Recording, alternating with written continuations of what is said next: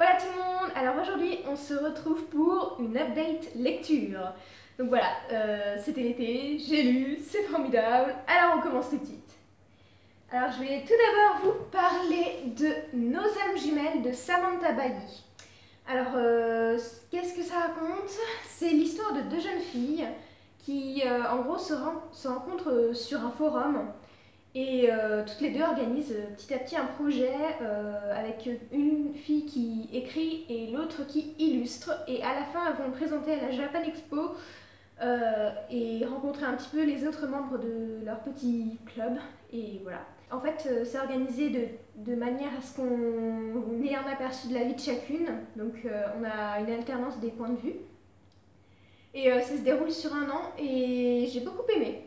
Voilà, l'essentiel est dit, j'ai beaucoup aimé. En fait, c'était tout simple. C'était super sympa en fait, parce que j'ai trouvé que c'était très réaliste de mettre en scène une relation comme ça qui s'installe par internet en fait. Je trouve que c'est original un petit peu comme idée. Enfin, je sais que le thème a été repris, mais pas de cette manière-là. Et j'ai trouvé vraiment ça bien, c'était une belle relation à suivre, puis je pense qu'on peut vraiment s'identifier aux héroïnes. J'ai envie de faire une petite liaison à Fangirl pour le coup parce que on retrouve un petit peu comment dire, cet esprit un petit peu geek vite fait, pas non plus à fond évidemment, mais il y a un petit peu de ça je dirais dans ce livre. Donc voilà, et j'ai donc trouvé vraiment ça intéressant de mettre en place une relation qui se faisait vraiment par le biais d'un forum et qu'on ait l'avis de l'une et l'autre. En plus, du coup ça se passe en France, donc pour le coup on peut vraiment s'identifier parce que, enfin vous savez, le système américain et le système français c'est pas non plus la même chose et là donc ça se passe dans... Les deux filles sont chacune au lycée, donc on peut effectivement s'identifier hein, avec le bac de français qui est bien mentionné, la Japan Expo et ce genre de choses. Voilà, il y a de quoi sourire, je dirais, dans ce livre. C'était vraiment une bouffée d'air frais, je dirais. C'était tout simple, je m'attendais vraiment pas à aimer autant, mais voilà, moi ça a marché, j'ai complètement adhéré, donc je vous le recommande, mais beaucoup, à 100%. Ensuite, j'ai lu des mangas Silver Spoon de, j'arrive jamais à retenir son nom, Hiromu Arakawa. Donc pour ceux à qui ça dit rien ou à qui ça dit quelque chose, enfin bref, c'est l'auteur, enfin la mangaka, attention, de Fullmetal Alchemist. Donc voilà. Alors Silver Spoon, c'est l'histoire d'un jeune homme qui s'appelle Yugo, qui rentre au lycée agricole.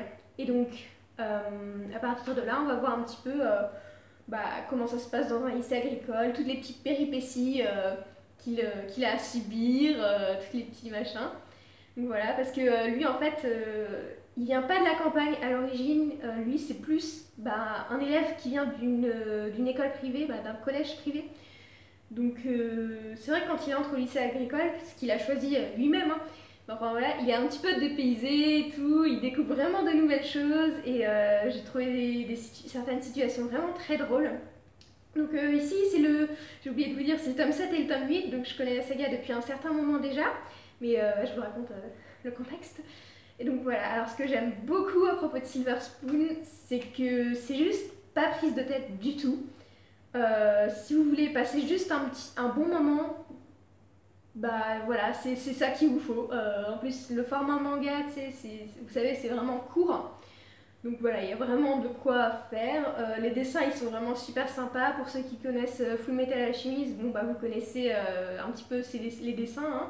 Il y en a certains où on voit quelques ressemblances d'ailleurs, c'est très marrant. On voit un petit peu aussi certaines ressemblances avec Fullmetal Alchemist, dans le sens où les personnages sont vraiment attachants, vous voyez, ils sont construits, mais bien construits, voilà. On retrouve aussi l'humour de Fullmetal Alchemist. Alors effectivement, c'est absolument pas le même thème pour le coup, là, ça se passe dans le vrai monde, donc c'est vrai que c'est un petit peu... Enfin, que c'est un petit peu différent quand même, mais on retrouve vraiment le genre d'humour et tout, et j'adore. Cependant, alors même si c'est humoristique, il faut aussi savoir qu'il y a quand même des situations sérieuses dedans qui font réfléchir. Donc voilà, c'est pas que de l'humour, c'est très complet. Il y a un petit peu Voilà, il y a de l'humour, mais il y a aussi du sérieux. Voilà, c'est vraiment sympathique comme série, je vous la recommande vraiment. En plus, bah, franchement, comme thème, c'est original, quoi. Un lycée agricole, voilà, je connais pas beaucoup de mangas qui traitent du sujet. En tout cas, ouais, après, pour ce que j'en ai lu, c'est vrai que je lis pas non plus 10 000 mangas, mais voilà. Mention spéciale pour ces deux mangas, cette série de mangas que je vous recommande à 100%. Ensuite, j'ai lu The Revolution of Ivy de Amy Engels, c'est vrai. J'arrive jamais à retenir les auteurs, honnêtement. Chaque fois que vous me voyez dans une vidéo, je suis là en train de lire l'auteur, mais c'est affreux. Bref, alors oui, The Revolution of Ivy, c'est le tome 2 de la série The Book of Ivy. Pour ceux d'entre vous qui ne connaissent pas, il s'agit d'une série de science-fiction dans laquelle Ivy, une jeune héroïne, doit se marier avec le fils d'une famille ennemie à la sienne. Mais la famille ennemie à la sienne contrôle le gouvernement dans lequel elle vit, en gros. Et les mariages sont obligatoires, genre c'est pas eux qui décident s'ils veulent se marier, non, c'est voilà, ils doivent se marier avec telle personne, un point c'est tout, point. Ivy cependant, la famille d'Ivy a un plan et elle veut que Ivy tue son fiancé. Mais voilà, les choses sont pas toujours aussi simples dans la vie. Et il s'avère que son fiancé est tout à fait respectable. Bon, là c'est un petit peu plus problématique effectivement pour elle. Est-ce qu'elle va y arriver? Est-ce qu'elle va pas y arriver? C'est la question. Ce tome 2, alors, je l'ai un petit peu moins aimé que le tome 1, franchement. C'était, comment dire, un petit peu plus lent, j'ai trouvé. Il y avait beaucoup plus de lenteur, en quelque sorte, parce que, elle s'est retrouvée dans un... Je sais pas comment vous dire, sans vous spoiler. Voilà, il est juste plus lent à démarrer. En fait, j'ai trouvé qu'il y avait vraiment beaucoup de facilité d'intrigue dedans. Et ça fait que les événements s'enchaînent un petit peu lentement, en fait, parce qu'il n'y a rien qui se passe au final. Il y a trop de facilité d'intrigue, et du coup, voilà, il n'y a pas grand-chose qui se passe, j'ai l'impression. La majorité du livre, il y a une situation, et puis à la fin, il y a le rebondissement final, quoi, mais c'est tout. Puis même le rebondissement final, d'ailleurs, je l'ai trouvé assez simple, en fait. Par rapport au tome 1, vous voyez, le tome 1 était un peu... ça annonçait quelque chose quand même de compliqué, vous savez. Et au final, voilà, ça s'est pas résolu en un coup de cuir à peau non plus, mais voilà, j'ai pas vraiment apprécié. Et d'ailleurs aussi, il y a des nouveaux personnages dans ce tome-là qui apparaissent. Je trouve que c'était assez facile en fait comme relation. Après, il y avait des ellipses en même temps, mais c'est vrai que ça s'est vite développé, mine de rien, et voilà, je suis pas sûre d'aimer, quoi. J'ai bien aimé ces nouveaux personnages, mais le truc, c'est que qu'ils se lient d'amitié, en quelque sorte, trop vite, quoi. Je sais pas, il y a quelque chose qui m'a dérangée là-dedans.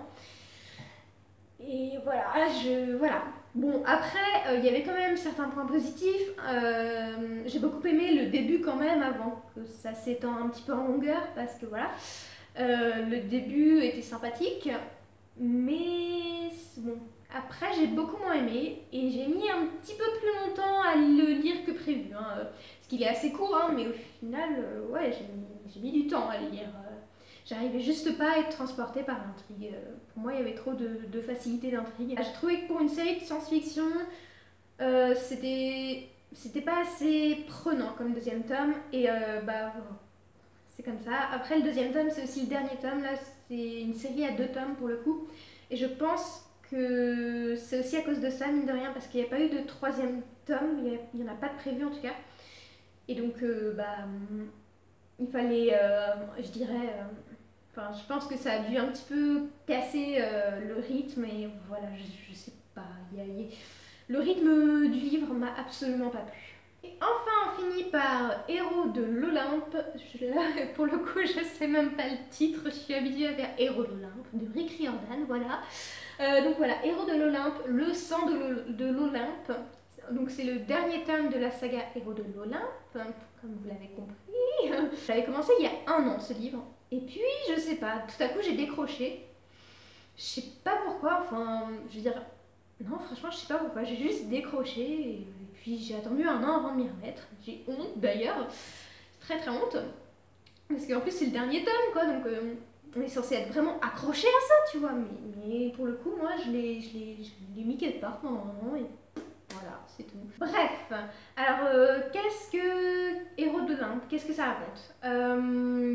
Pour ceux qui connaissent Percy Jackson, eh bien c'est la suite de Percy Jackson, tout simplement. C'est-à-dire que, en gros, les livres, les deux sagas mettent en place les aventures de demi-dieux grecs. Donc il y a beaucoup de mythologie grecque là-dedans, remaniée avec modernité et avec humour, donc je vous le recommande vraiment, vraiment. Donc là, ce dernier tome, qu'est-ce que j'en ai pensé? Je sais pas trop, ça fait bizarre parce que, comme je vous l'ai dit, j'ai eu une grosse pause pendant un an là. J'avais lu tout ça pendant un an et j'ai fini les dernières pages en quelques jours. Il y a quelques jours. Et donc, j'ai trouvé cette fin, je dirais, peut-être un peu trop calme. Je parle vraiment de la fin du livre, hein, parce que chaque livre est bourré d'aventures, mais vraiment bourré d'aventures. Il n'y a que ça, je crois. Là, la fin finale, vraiment le combat final, vous m'avez comprise, était peut-être un peu trop calme par rapport à Percy Jackson. Voilà, si on compare avec Percy Jackson, personnellement, j'ai trouvé que c'était beaucoup plus calme. Mais tout seul, sans comparer à Percy Jackson, ça reste une fin tout à fait respectable. Mais c'est vrai que j'étais un peu sur ma faim. Parce que je m'attendais vraiment à quelque chose d'explosif parce que pendant tous les tomes, on nous rabâche une prophétie, on nous rabâche plein de choses concernant le combat final. Oui, au final, ça se finit vraiment en quelques pages, plus facilement que ce que j'avais imaginé. Et j'étais un petit peu déçue. Je me sens mal d'être déçue de cette fin parce que je suis une fan de Héros de l'Olympe, de Percy Jackson, mais voilà. Après d'un autre côté, entre Percy Jackson et ce tome-là, j'ai grandi. Et il faut dire que c'est quand même jeunesse, quoi. Donc c'est peut-être aussi à cause de ça que j'ai pas su apprécier autant la fin que pour Percy Jackson, honnêtement. Je sais pas trop. Par la fin, j'ai beaucoup aimé quand même parce que il y avait des personnages qu'on connaissait bien, qu'on retrouvait, et ça faisait du bien de les retrouver. Mention spéciale à Nico d'ailleurs, que j'adore. Et voilà, c'est tout. Je pense que d'autres personnes doivent beaucoup aimer la fin. Hein. Je pense que je dois être quand même une des seules à être à être vaguement déçue, mais ça reste très très bien quand même. Et on peut pas dire que ça manque de contenu ou d'action. Enfin, dire que Héros de l'Olympe n'a aucune aventure, aucune action dedans, ça serait se foutre des gens, tout simplement. Enfin, c'est sûr, quoi. Il n'y a que ça, vraiment. Hein. Je pense que je ferai une vidéo, d'ailleurs, plus en détail sur la saga en entier, genre Percy Jackson et Héros de l'Olympe. Vraiment une vidéo dédiée à cette saga. Donc, enfin, je veux dire, si vous êtes pour, n'hésitez pas à me le dire dans les commentaires. Et voilà, c'est pour ça, donc je vais m'arrêter là et je vous en dirai sans doute plus dans cette prochaine vidéo. Et voilà tout le monde, c'est la fin, j'espère que vous avez apprécié, si c'est le cas, vous savez le message, je pense, pouce, j'allais encore dire pouce vert, pouce bleu, hein, voilà, et commentaire si vous êtes d'humeur à laisser un petit commentaire, à faire votre bonne action de la journée, et ce qui serait même encore plus sympa, ce serait de vous abonner. À la prochaine!